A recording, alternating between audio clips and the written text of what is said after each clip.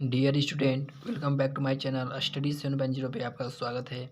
यदि आप हमारे यूट्यूब चैनल पे पहली बार आए हैं तो हमारे चैनल को ज़रूर सब्सक्राइब कर लें। तो हम इस वीडियो में पढ़ने वाले हैं परागन किसे कहते हैं तथा परागन के कितने टाइप्स होते हैं। हम सब उसके जितने भी टाइप्स होते हैं सारे का डिफिनेशन पढ़ने वाले हैं। तो हमारा टॉपिक है परागन क्या है, परागन किसे कहते हैं। पराग कणों का स्त्री केसर के वर्ती क्राग तक स्थानांतरण का मतलब क्या होता है, एक जगह से दूसरे स्थान तक पहुंचाना या संचरण को परागन कहते हैं। ठीक है, परागनों का स्त्री केसर के वर्तिकाग्र तक स्थानांतरण या संचरण को परागन कहते हैं। परागन दो प्रकार के होते हैं। ठीक है, इसके दो टाइप्स हैं। पहला टाइप से स्वपरागन। स्वपरागन क्या है, जब एक ही पुष्प के परागन उसी पुष्प के वर्तिकाग्र तक पहुंचता है तब उसे स्वपरागन कहते हैं। ठीक है, स्वपरागन किसे कहते हैं, जब एक ही पुष्प के परागन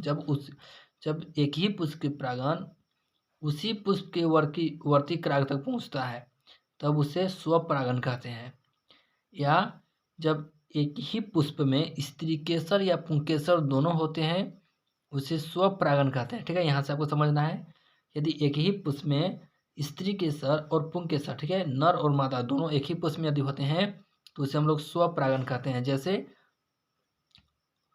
वायोला, ऑक्जेलिस, ये दोनों ऐसे हैं जिनमें क्या होती है, ये दोनों ऐसे पौधे हैं जिनमें क्या होती है, स्त्री केसर और पुंकेसर दोनों क्या होती है, उसी पौधे में होती है। ठीक है, अब देखिए, अब दूसरा हमारा टाइप्स है परपरागन। परपरागन किसे कहते हैं, जब एक पुष्प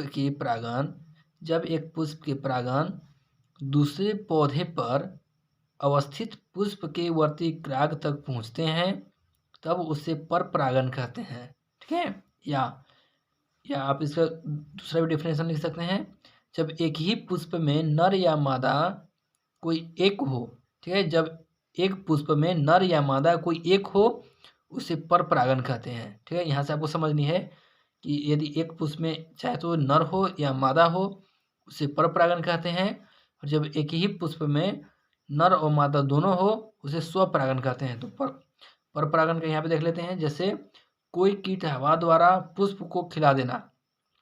जैसे जो जो जो परपरागन पुष्प होते हैं उनमें क्या होती है, आप देखे होंगे, जो भौरे जो होते हैं वो किसी फूल के पौधों पे आते हैं और उनके फूलों पे बैठते हैं तथा उस फूल पे बैठने के बाद किसी दूसरे फूल पे जाके बैठ जाते हैं। तो वो क्या होती है, तो वहाँ से जो है उनके जो परागन होते हैं तो एक स्थान से एक पुष्प से दूसरे पुष्प पर क्या कहते हैं, स्थानांतरण कहते हैं।